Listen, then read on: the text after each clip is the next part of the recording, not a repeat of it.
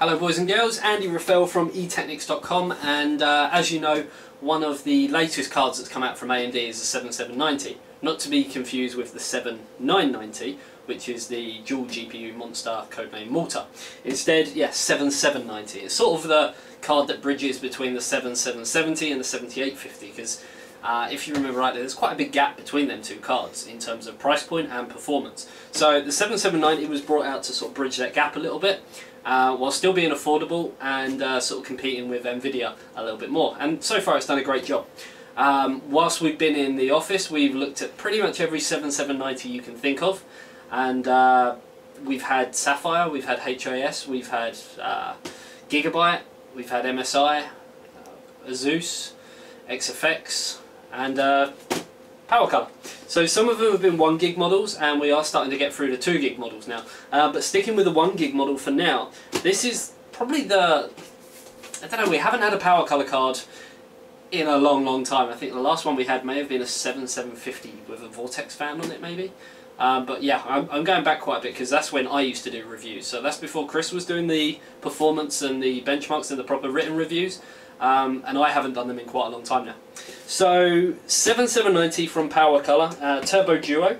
It's an overclocked card, and HD7790. It comes with 1 GB of GDDR5 memory, AMD app acceleration, AMD HD 3D technology, DirectX 11 of course, and PCI Express Gen 3 or 3.0.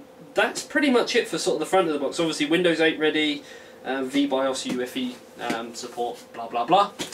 On the back, a few little features about PowerColor and this particular card. So it tells us obviously what this is powered by. We've also got 7.5% default overclocking, so this is overclocked to standard. 10% cooler and 5% quieter due to the Turbo Duo fan that's on here. And then it tells us a few of the system requirements. So really, if we come in a little bit closer, we can get this unboxed and have a look at exactly what comes included. So I'm just going to get up a minute so we can do this. So, really sort of fiddly box because of this Turbo Duo sort of embossed plastic bit on the top. And obviously you can see on this box that there's like a cutout. It's really difficult to sort of try and get it out there without ripping and breaking anything. So a nice sort of design on the box to start with. This comes off, and as you can see, this is just a sort of plastic embossed bit. And then you've got this Turbo Duo. Stick it on your wall, do whatever you want with it. So we've got the card, which we'll have a look at in a minute, in an anti-static bag. By removing some of the protective material, you can see as standard, we've got VGA, DVI adapter. Always, there's one thing I hate about these, and it's the colour. I mean, come on, who has like grey cables and grey components and things like that? It's really annoying to see that. It's like a sort of grey, horrible colour. We have a driver installation disc, which I'm going to be a little bit sort of nitpicky here, but can anyone remember who ATI are? Because, I mean, it even says below AMD, but as far as I remember, ATI was bought out by AMD quite a few years ago now. Change it, it's not hard, it's a logo. Although, to be honest, what it probably is these discs are probably manufactured in the sort of bucket load, and they've got all these discs with this particular logo on there because there's no branding or anything apart from that, and then they just obviously put what drivers and everything on there. But as we do always say, go on AMD's website and get the latest drivers. I think at the time of recording this it's 13.4. Yeah, 13.4, and then there's a 13.5 beta or beta. PowerColor quick installation guide, and that's pretty much all you get included. So let's get down to the actual card itself. I've always been a big fan of PowerColor sort of designs and the colour scheme and everything, because it goes quite nicely with sort of black and red motherboards like the Asus ROG series motherboards, and ASRock boards as well, like the Fatality series. So that's really nice. And there's no exception with this really. We have a black and red card. So it's got the Turbo Duo sort of design with the twin fans. Really nice slim blades on there as well, and this should be fairly quiet. The actual shrouding around it, you can see that we've got this sort of red ring bit. We've got black shrouding, and there's like little rubber bits on here. You can see that there's this rubber bit here with PowerColor branding on it. It's like a really sort of soft rubber, and then there's one up here as well. So I'm not quite sure what that's for. It's sort of, I don't know, maybe so you can pick up the card from there. PowerColor branding on the fans themselves, and they have got sort of black gloss fins on there. There's a little bit of a disappointing thing with the cooler in terms of how much flex there is and how much manoeuvrability. It might need sort of tightening up a little bit with the screws, but it's quite sort of flexible. But it's not really anything you can moan about because you're not going to be sitting there with your card going like this all day. Once it's in your machine, that's pretty much it. Looking at the side, we can see that we get a first view of this copper heat pipe just here on the bottom of the card. And then looking at the top, you can see that it covers sort of the whole of the card, so it does encompass all over it. It's quite thin plastic, but it does do the job of obviously protecting the heatsink underneath, which you can just sort of see through here. You might be able to see the aluminium heatsink here, and you can just see the copper heat pipe which goes through the middle just here.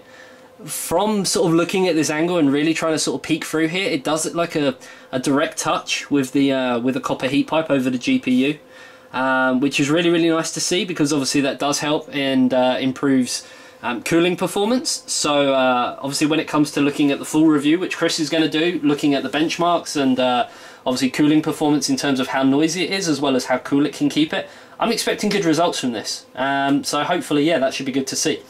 Being a 7790, we've got a single 6-pin, so it doesn't use a lot of power. Single 6-pin PCI Express. Obviously PCI Express Gen 3. Other than that, we have on the back, one thing that's really nice to see, and motherboard manufacturers have done this a lot as well as GPU manufacturers, is change the colour of the PCB.